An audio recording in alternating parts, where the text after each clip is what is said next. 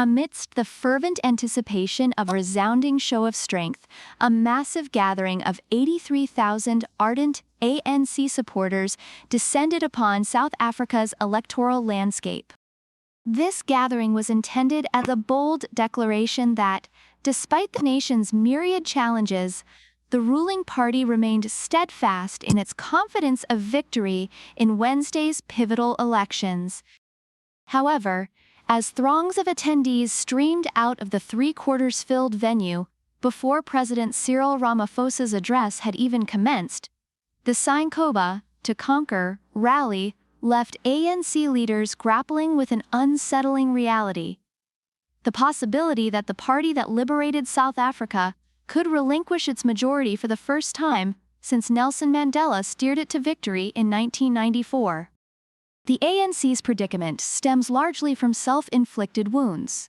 Adding to the nation's woes, it also ranks among the most dangerous, with crime permeating every facet of life. Everywhere in the country, crime is the predominant topic of conversation, regardless of race, remarked William Gumede, a political analyst who played a role in forging a pre-election coalition pact among opposition parties. It robs South Africans of their ability to live Demoaniba lives. It has drained the soul of the country. At Soweto's FNB Stadium, the same venue, then known as Soccer City, that hosted the opening match of the 2010 FIFA World Cup, several elderly rally attendees expressed their disappointment that their children, born into freedom, were not endorsing the ANC. On the day of South Africa's first free elections in 1994, girl Faith Dlamini was 9 months pregnant. While her fellow citizens endured hours-long queues to cast their ballots, Dlamini was ushered to the front of the line.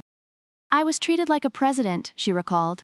Her daughter was born 2 weeks later, the day after Mandela's inauguration. Today, she is pursuing a chartered accounting degree at Wits University. "My child is in university because of the ANC. I'm a domestic worker. I couldn't afford the fees." Yet her daughter, like many of those born free, exhibits diminished loyalty towards the party that has governed South Africa throughout her lifetime. On Wednesday, she intends to cast her vote for the EFF, a left-wing populist party led by Julius Malema. "I was very angry with her," Dlamini admitted. "I told her, the ANC is the one taking you to school."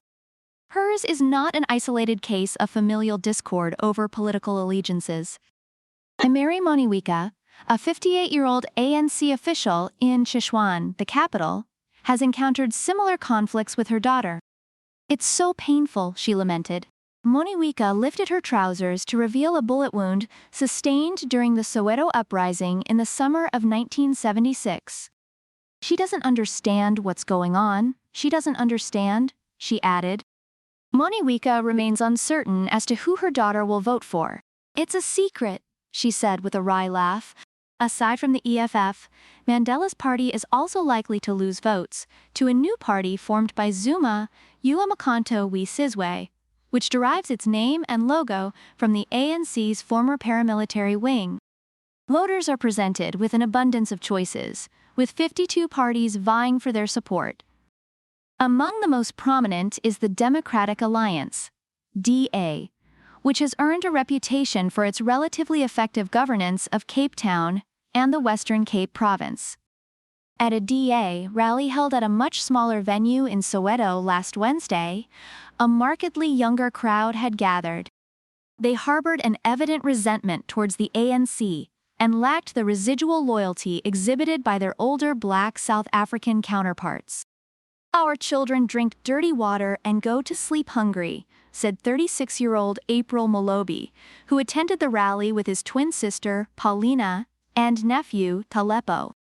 "I just want the government to give us jobs so we can work," April stated.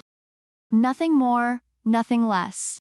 Paulina described her experience of waking at 3 a.m. to join unsuccessful job queues. Talepo recounted his various qualifications, obtained during his school years. "I have plenty of certificates, but they are not working for me," said the 28-year-old. He left school 8 years ago and has remained unemployed ever since. Given his choice of profession, he would aspire to become a private investigator, he said, as he regaled the gathering with tales of corrupt local officials and dubious politicians.